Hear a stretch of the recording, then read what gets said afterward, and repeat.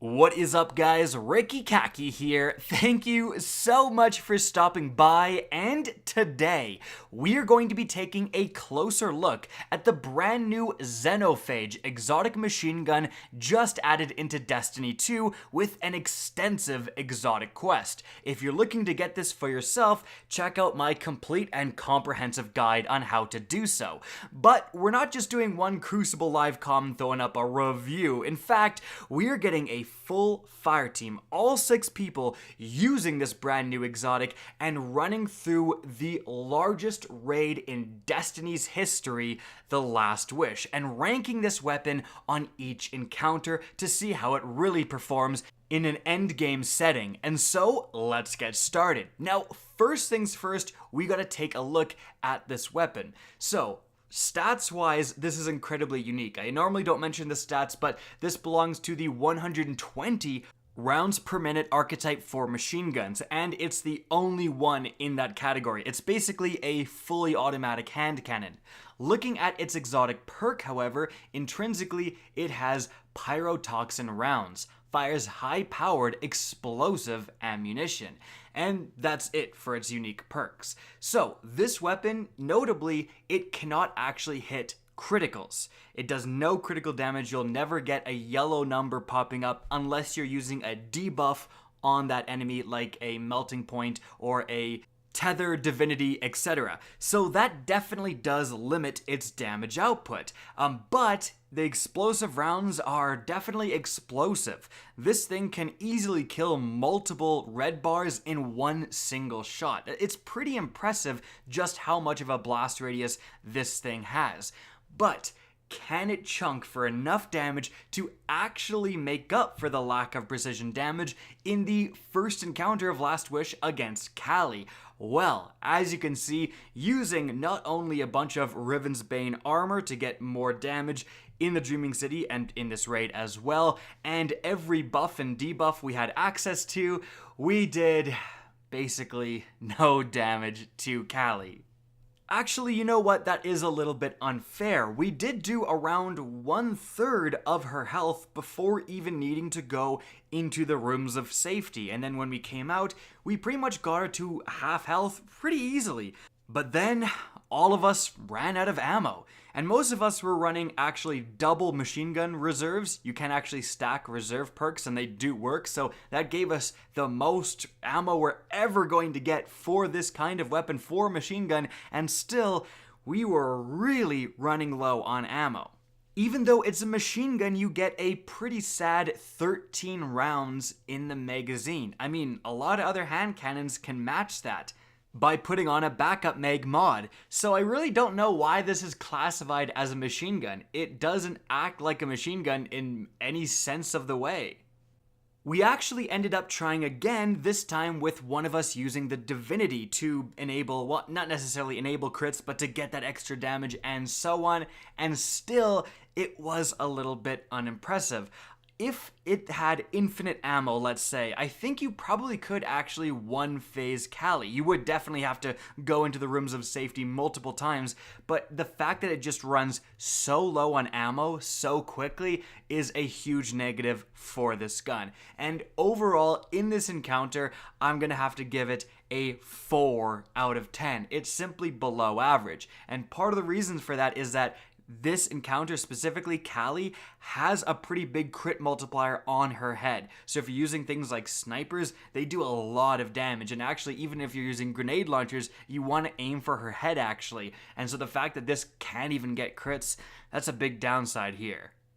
However, it is time to move on to the second encounter within Last Wish against Shuro Chi. Now for this one, you need to do enough damage or your entire team wipes. You need to get 1/6 of her health down. So, is the Xenophage up to the task? Well, as you can see, it actually is.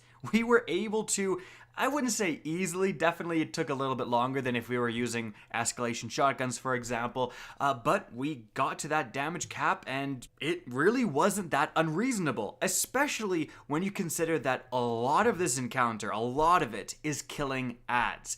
And for that, the Xenophage is amazing. It's one of the best ad clearing weapons, I don't want to say necessarily in the game, but kind of in the game. It's really not too difficult to shoot this weapon like 3 times and kill 7 enemies with that. You are absolutely destroying red bar enemies, and even against the yellow bar challenging enemies, you still kill them pretty darn quickly. Against a knight, it might take 2 shots, but any nearby scions are going to be caught in the splash damage and die as well. It's great for ad clearing.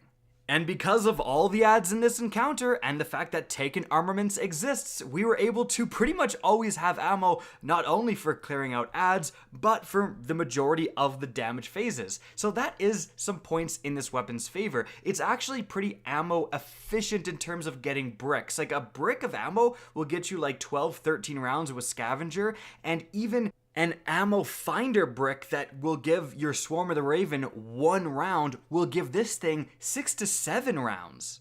So overall, because it's actually pretty darn good against clearing the ads, and the fact that although its damage isn't insane, it does more than enough damage to stun the boss, I gotta give it a 7 out of 10 in this encounter. It's definitely above average.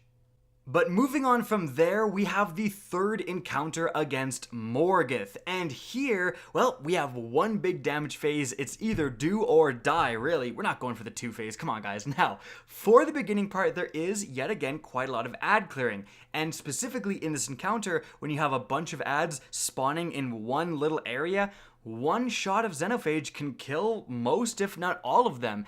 And this thing, it's actually a one-shot kill on the yellow bar ads that spawn. Not quite the Eyes of Riven, but the other guys. So that's pretty darn good as well. If you've got some extra bricks around and you can use this thing as an ad clearer and then just like collect that brick before going to the damage phase, that's really actually not that bad. But, of course, how's it do in the damage phase? Well, for this, as you can see, again, using all the buffs we could, everything, it actually does pretty decent amounts of damage. Like, we're actually killing Morgeth at a pretty reasonable pace. Oh, and we're out of ammo. Like, that's the thing. If this thing had 10, 15 more rounds in reserves, I have no doubt we would have got the Morgeth 1 phase. But it doesn't. So we had to panic and switch to some other weapons really quickly. Yeah, this thing just, it cannot take Morgeth down in the 1 phase because it doesn't have enough ammo. And that has got to be a factor that's considered for this weapon. The fact that its reserves are so pathetic, even though it's a machine gun. Like, it's got a big belt-fed magazine. Why does it have 13 rounds? But I digress. Overall, I've got to give this weapon a 5 out of 10 in this encounter. I think like just totally average is where this thing lies for Morgeth. Considering it deals decent damage but ran out of ammo, and it's, you know, it's better than average for sure against the ads, but, you know, you could use some other options there, and it's just average. However, it is time to move on to the next encounter of Last Wish, and this one's interesting because we don't have a boss fight finally. It's the Vault encounter, and what we're worrying about here is big knights that will wipe your team, and a bunch of other ads as well. So the Xenophage has been quite good against ads. Can it keep it up in this encounter? And I would say, actually, yeah, it can. So I actually made sure I was the only one damaging this knight here, and as you can see, I can take this thing down by myself with 1 magazine, no problem. Now, unfortunately, 1 magazine of Xenophage is like a third of its total ammo. That's a whole nother issue, but it does dispense enough damage to take these knights down pretty darn easily, especially if you have a teammate around, especially if you start with, you know, melting point or some sort of damage increasing attack, or you're standing in a well, or if you're standing in a bubble or whatever, you can absolutely melt these knights with the Xenophage. And against the rest of the ads, it ain't too shabby either. Absolutely snipes the Eyes of Riven that spawn. It snipes the crap out of all of the scions that spawn in groups, remember, so it's very good for that. I really didn't mind using the Xenophage in this encounter, with one big asterisk, and that is you gotta have Taken Armaments, you gotta have Scavengers, you gotta have Finders, you gotta have pretty much every single perk on your armor meant for getting you more machine gun ammo, because otherwise you're gonna kill 2 knights and you're gonna be completely out of ammo.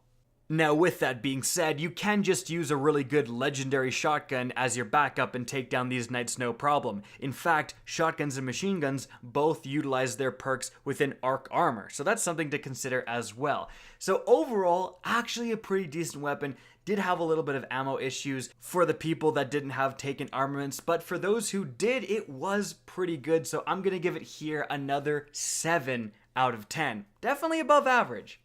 One of the main things holding it back from going higher is the fact that because it shoots so dang slowly, it's really hard to stun lock the knights. Like, it doesn't do enough damage quick enough to stun them often, and so yeah, that's not great.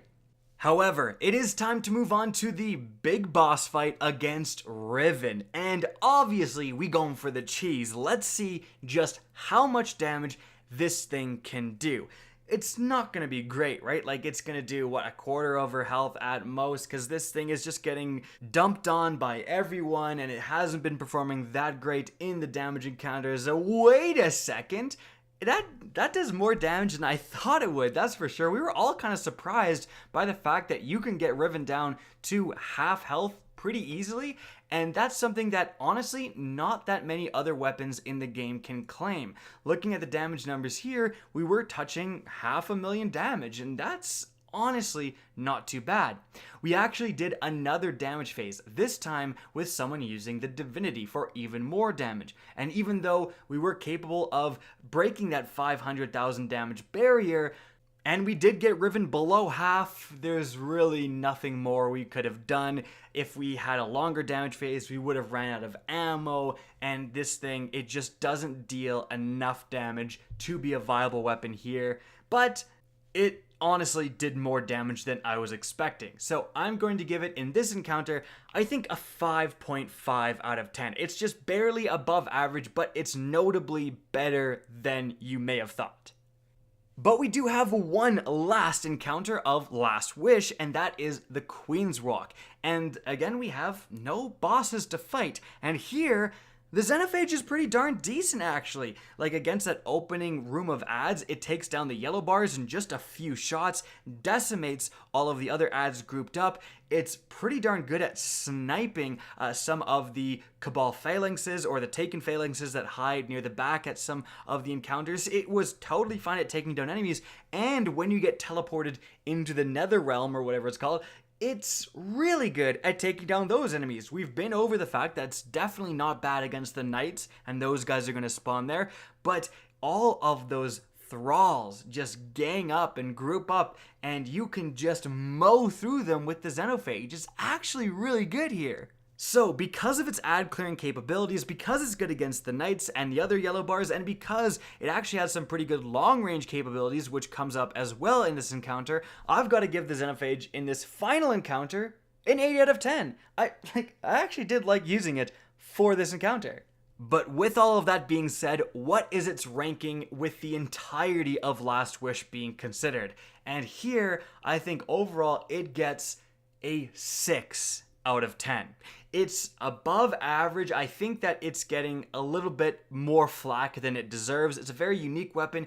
It does so much damage per shot that if you are getting ammo finders and stuff going, you can really use this as almost a primary weapon. Like, the fact that it gets 12 rounds per brick and how much damage you can deal and how many enemies you can kill with those 12 rounds is actually pretty nutty. But it just doesn't do enough damage and have enough reserves to be good in a boss damage scenario. And giving up not only your exotic slot, but your power weapon slot to something that's a glorified ad clearer is not where you want to be. In any event, guys, that is it for the video. I hope you enjoyed. If you did, please remember to help me out by simply rating and especially sharing this video. If you guys want to see more Destiny 2 content similar to this, don't be afraid to slap that subscribe button. If you want to get in touch with me and keep up to date with the latest channel activity, the best way is to follow me on Twitter at RickKackis. That's linked in the description down below. Again, I hope you enjoyed the video, and as always, have a good day.